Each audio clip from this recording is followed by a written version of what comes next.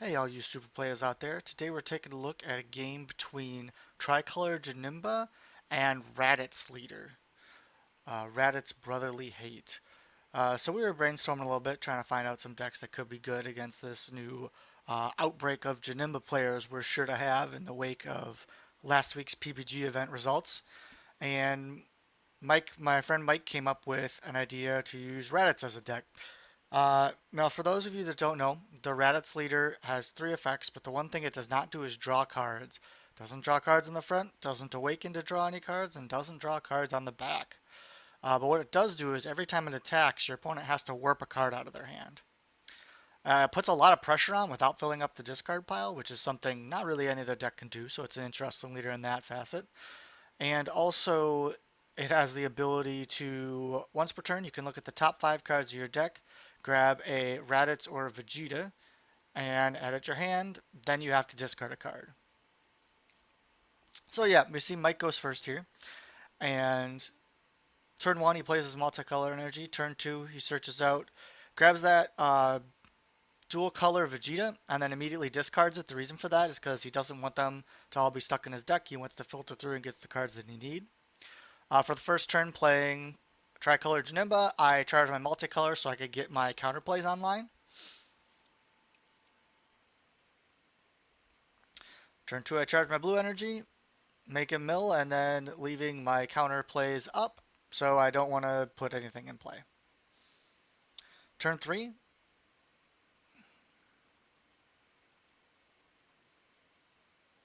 once again he cycles through and discards that Vegeta out of his deck. Vegeta is a 10k, so he doesn't want to have to draw it in kind of an awkward situation. And now he's going to go through and do the Raditz combo. Now, this is a combo you can only do in this deck because the cards specify that you have to have a Raditz leader. So he plays the 3-drop Vegeta. 3-drop Vegeta goes and gets Powerball and puts it in play, and he has to discard a card. Powerball can either be tapped to give a Saiyan plus 5k for the turn, or you can sack it and the red Vegeta in order to put in play the. It's actually supposed to evolve over the Vegeta. We actually messed up here, but it puts the green 6-drop Vegeta in play. That Vegeta, when it comes into play, has auto where it can't be removed from the field until the end of your opponent's turn. And then when the Vegeta dies, you can go and get the 6-drop red-green Vegeta. And the 6-drop red-green Vegeta is very powerful if you can protect it and keep it on the board for multiple turns, as you'll see next turn. The reason that it can't be KO'd for the turn is it prevents you from just immediately going into that Vegeta right away. Puts a bit of a limiter on it. So yeah, as you see, I champ with the Vegeta as he came into play. I wanted to draw a card, and I knew he wasn't going to play any more battle cards that turn since he was tapped out. It also prevents one of his attacks.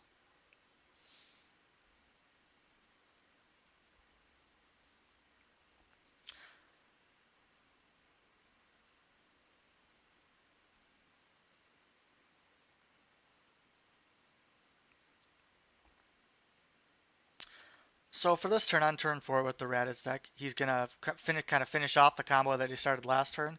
It's kind of weird. Dragon Ball doesn't have a lot of 2-turn combos like this. But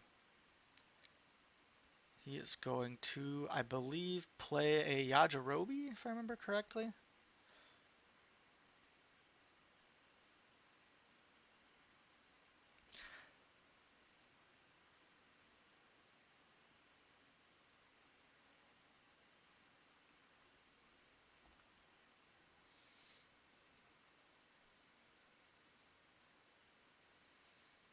So here we go. He gets a 30k attack off with the Vegeta.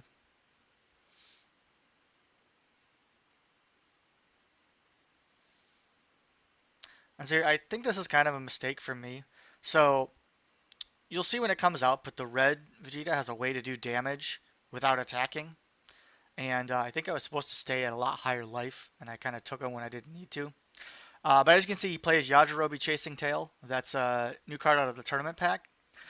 If you have a green Vegeta, I think it has to be a Vegeta Ape, you can put it in play for free, and then he KOs the Vegeta and you draw a card. So that allows him to play the dual color Vegeta right away. The dual color Vegeta is 20k single strike 6 drop, and it has two effects. When it attacks, your opponent has to warp two cards out of their hand, and you can tap a red and a green to deal 1 damage to your opponent once per turn. So as you can see, I dropped a Champa in play because I didn't want to just immediately start having to warp cards out of my hand. So it takes a little bit of the pressure off me. But as you can see, I'm not doing too great in terms of milling. And he's got this big presence on board, which I can't remove. I'm playing the exact build that Dehan Hardesty played at the PPG. I wanted to put it out and play with it so we could test a little bit before the Rockford LCQ that a bunch of our players are going to this weekend. Actually, it'll be tomorrow at the time this video comes out. But as you can see here, I'm trying to get that Vegeta off the board. And one thing that Dehan's deck didn't have was any hard removal. So I don't actually have a way to get rid of this Vegeta other than just, comboing over it. The good news is I do have a lot more cards than him right now. Because Raditz doesn't draw at all, it has to work on very low amount of cards. And even though you're removing cards out of your opponent, you're also giving them cards by attacking them directly and giving them life. So I've managed to keep a pretty decent amount of cards in my hand as the Janemba player.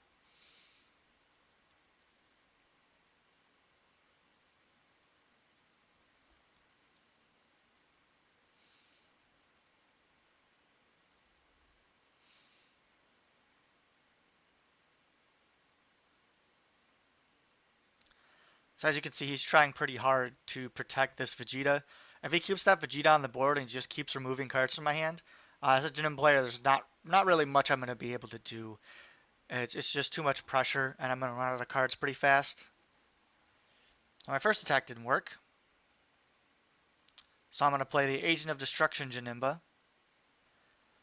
It gives me another attacker on the board. It's going to mill 3 cards, untap, and give me a little draw power. Card's really good. I noticed Janemba decks have kind of just started playing just this card instead of the removal Janemba, which I'm thinking is one way you can kind of attack the deck. If you put something in play that just can recurringly get you advantage, or recurringly take advantage away from them, they're going to have a really hard time getting rid of it. So as you can see, he awakened his Raditz, but all it does is untap one, which is kind of awkward. It's really weird and kind of punishing that they... I know it's kind of thematic that they didn't want him to draw any cards, but I feel like they could have let him draw a card when he awakens. It's pretty ridiculous. So here I go, milling more. Still trying to get that Vegeta out of there.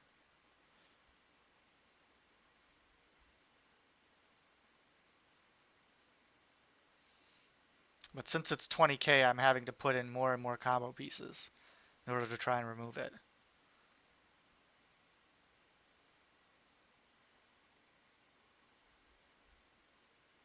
So here we go. So I realized that I'm not going to be able to remove it, so I don't even bother attacking with that Champa. He just has too many cards in his hand.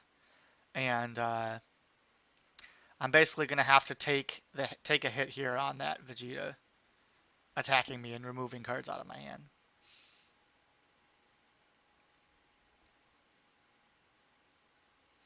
I will be the first to admit to that I am not the best Janemba player. I haven't played it that much. So some of you high-level expert Janemba players out there are probably screaming at me of all the horrible misplays I'm making, but so here we go. So Vegeta attacks, and I have to warp 2 cards out of my hand. And here I'm thinking, so I want to keep combo power, especially because even if I negate, he can still ping me with the Vegeta.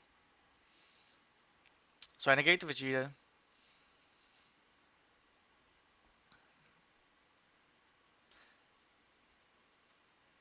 Oh, I actually missed 2. So he pinged me for a damage. So Vegeta lets you tap 1 red, 1 green, and it just deals damage to your opponent. It's actually very strong. The reason that the Raditz deck isn't played a whole lot, at least before this, is because he it's very easy to get rid of. It doesn't have barrier, it doesn't have deflect or anything like that to protect itself. So in any format that has hard removal in it, it's pretty easy to they just remove your Vegeta and then all your hard work is just gone. The deck very consistently puts the Vegeta out on turn 4, but a lot of times that isn't enough. However, a lot of people right now, instead of playing hard removal, are playing the counter plays, and none of the counter plays effectively answer Vegeta. Uh, I guess the red counterplay extra card technically can get rid of him because it gets rid of anything 20k, but not a lot of people are really playing that. Denial of Hope. Denial of Hope can stop it, but for the most part, people are playing these counterplay, put in play guys like Champa and the Green Vegeta and stuff like that. And none of those answer this combo particularly well. Uh, so right there, you can see I did make a miss. I made a misplay.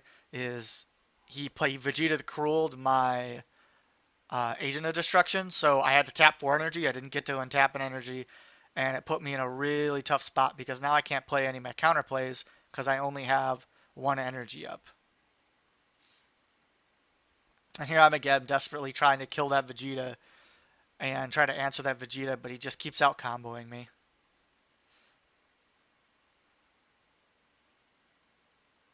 And right now I'm down to 2 life, so if I take another life, I'm dead because the Vegeta can just ping me again and I'm done.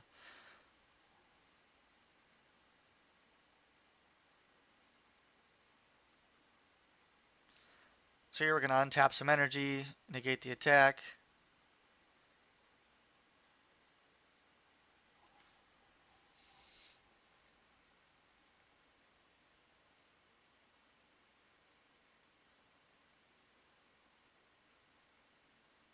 The funny thing about that Vegeta too is it just puts me on a clock. So at this point, he's got too much deck left, and I only have 2 life left. So if he pings me this turn and next turn, it doesn't matter what I have, I'm going to die. So I should have probably also been trying to take life at this point because I'm not going to win by milling. So it probably would have been smarter for me, instead of trying to remove the Vegeta, realizing that there was pretty much no way I was ever going to actually get rid of it, and I should have just started swinging for life and tried to kill him the old-fashioned way, rather than trying to mill him out or trying to remove the Vegeta and go from there. So as you can see, that's my last card. So he's got full energy right now. All he really needs to do is swing with his leader and have 5k combo, in which he decides to be a little smart here and combo a secret rare because he could. So I take 1, and he gets the free ping off, and I'm just dead. So yeah, really interesting deck. You could check out that Raditz deck. The combo is super, super consistent. It pretty much always puts it out on turn 4, but a lot of times that's just not enough. So it's really interesting. We'll have to see if anyone can innovate from there.